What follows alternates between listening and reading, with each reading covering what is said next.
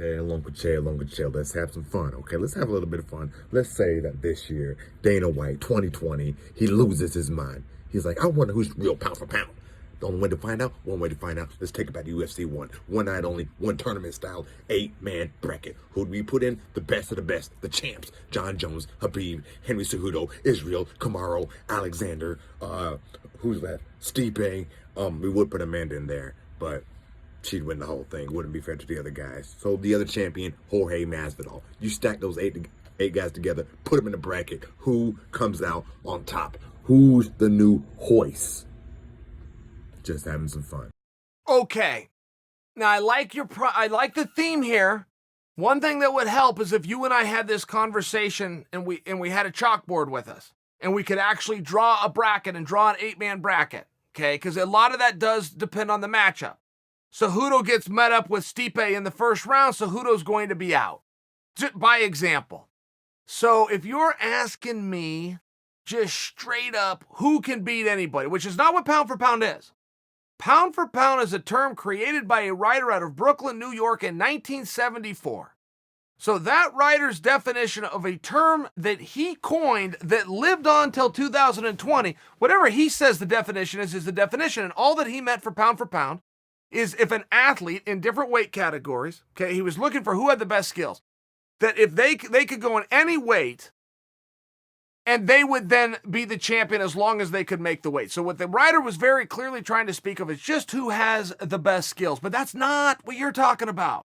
That's not what you're asking me. You're asking me straight up head-to-head, scales be damned, because you said 1993 where there weren't even weigh-ins, or if there were, it didn't matter what you weighed anyway. We called it open weight class. So you're asking me straight up who can beat anybody else's ass. Okay. You can narrow that down pretty quickly because John Jones is going to eliminate most of the field.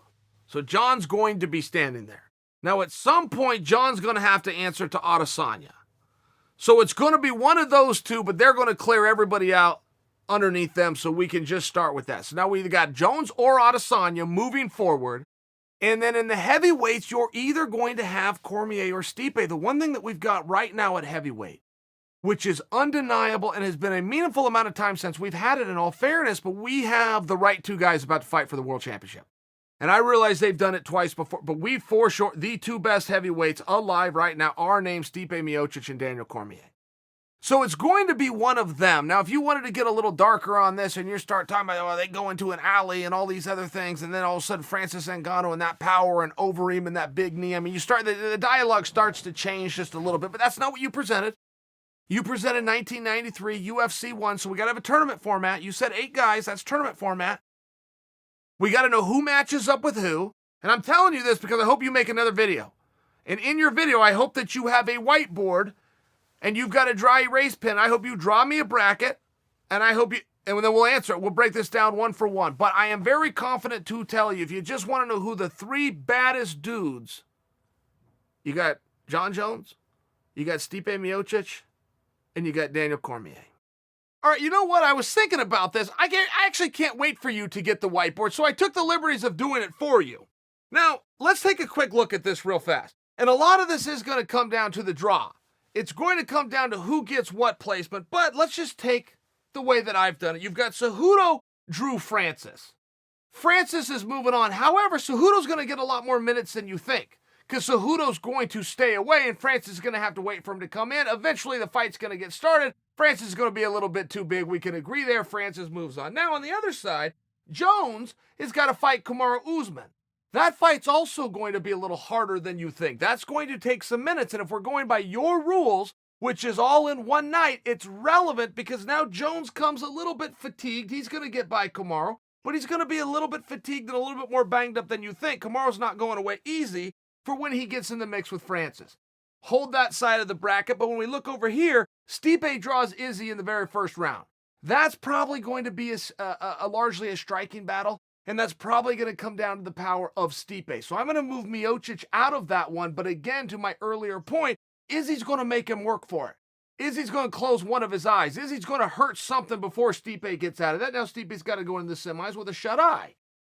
Daniel Cormier is going to take on Dominic Cruz. Daniel Cormier is going to come out, get a hold of him. Dom's not going to quite be big of us. Daniel's going to move on a little bit fresher. to take on Stipe. Now, we've already seen this twice. That can go anybody's way, but they're going to kill each other in the process. I mean, they're going to beat the hell out of one another. So one of them moves to the finals, either Stipe or DC, but now they're a little banged up. On this side, you got Jones taking on Francis. Not a great matchup for Francis. I understand that Francis clips Jones, he sends him home. I got that, but we've all seen John Jones's ground and pound. We've also seen Francis have one chink in the armor, which was his ability to stop some of those takedowns. So John Jones is going to get by Francis, and he's then going to take on and banged up either DC or Stipe Miocic. We've seen what happens when John Jones fights DC at 205 pounds, but we haven't seen what happens when he fights a full DC, and that's only supposing DC can get past Stipe.